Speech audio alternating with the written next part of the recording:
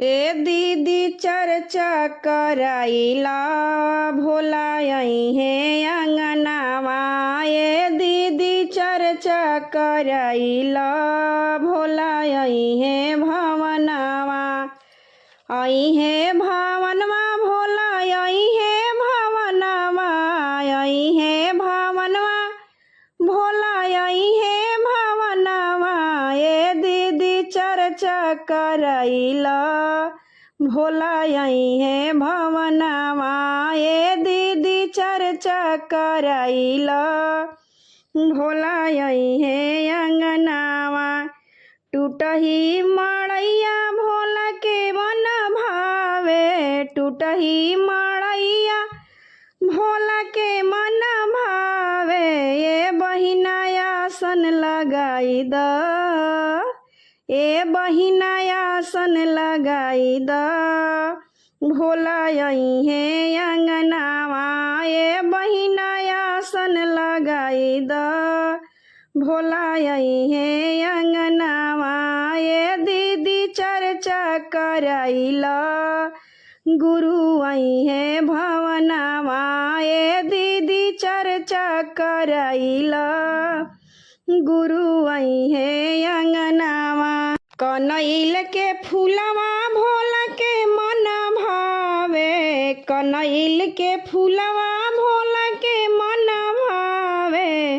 ए बहिना फूलवा चढ़ाई द। ए बहिना फूलवा चढ़ाई द भोला आई हे अंगनावा। ए बहिना फूलवा चढ़ाई द भोला आई हे भवनवा। ए दीदी चर्चा कराइला भोला आई हे अंगनावा। ए दीदी चर्चा कराइला भोला आई हे अंगनावा। भंगिया धतूरा भोला के मन भावे। भंगिया धतूरा भोला के मन भावे। ये बहिना बेल के पतैया चढ़ाई द। ए बहिना बेल के पतैया चढ़ाई द भोला आई हे अंगनावा। ए बहिना बेल के पतैया चढ़ाई द भोला आई हे अंगनावा। ए दीदी चर्चा कराइला भोला आई हे अंगनावा। ए दीदी चर्चा कराइला भोला आई हे अंगनावा। मिश्री बदमवा भोला के मन भावे। मिश्री बदमवा भोला के मन भावे। ए शिशिया भोगवा लगाई द भोला आई हे अंगनावा। ए बहिना भोगवा लगाई द गुरु आई हे अंगनावा। ए दीदी चर्चा कराइला भोला आई हे अंगनावा।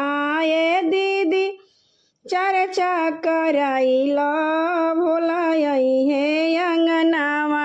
चर्चा भजनिया भोला के मन भावे। चर्चा भजनिया भोला के मन भावे। ए बहिना चर्चा कराई द भोला आई हे अंगनावा। ए बहिना चर्चा कराई द भोला आई हे अंगनावा। ए दीदी चर्चा कराई द गुरु आई हे अंगनावा।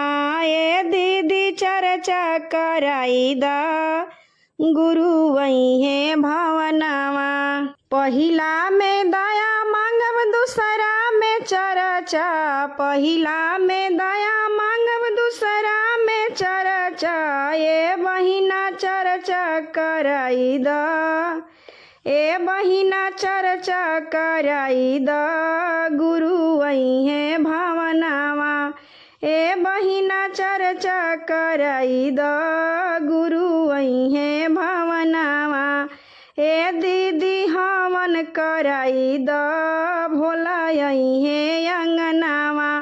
ए दीदी हमन कराई द भोला अइहे अंगनावा। ए बहिना सिरवा झुकाइला गुरु अइहे अंगनावा। ए बहिना सिरवा झुकाइला गुरु अइहे अंगनावा। ए दीदी चर्चा कराइला भोला अइहे भवनावा।